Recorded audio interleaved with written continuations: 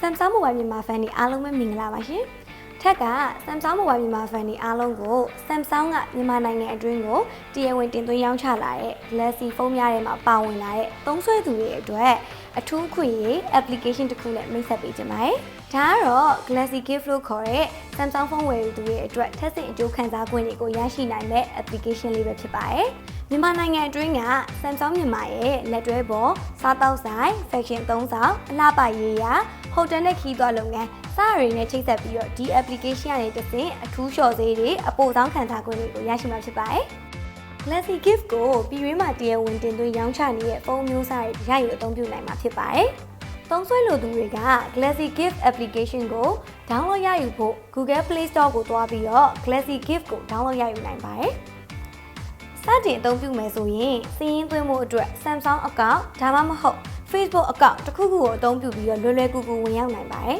။ဒါဆိုရင်မြန်မာလိုဖော်ပြထားတဲ့ Period Promotion ခံစား권မျိုးစုံကိုအခုလိုပဲတွေ့မြင်ရမှာဖြစ်ပါတယ်။ Galaxy Gift ကပေးရထားတဲ့အခွင့်အရေးကိုအသုံးချရမယ်ဆိုလို့ရှိရင် Mobile Data Internet ဒါမှမဟုတ်လို့ရှိရင်ကိုရောက်နေတဲ့နေရာ Wi-Fi ကိုအသုံးပြုဖို့လိုအပ်ပါတယ်။ပြီးရင်နှစ်သက်ရာ Promotion ခံစား권ကိုဝင်အဲ့ဒီမှာဖော်ပြချက်တွေရဲ့အောက်ဆုံးက Get Privilege ဆိုတဲ့ခလုတ်ကလေးကိုနှိပ်ဒါဆိုရင်ကုတ်နံပါတ်တစ်ခုကိုရရှိပါလိမ့်မယ်။အဲဒီကုတ်နံပါတ်ကိုဆိုင်ကိုပြသလိုက်တာနဲ့ခံစား권တွေကိုရယူအသုံးချနိုင်ပါပြီ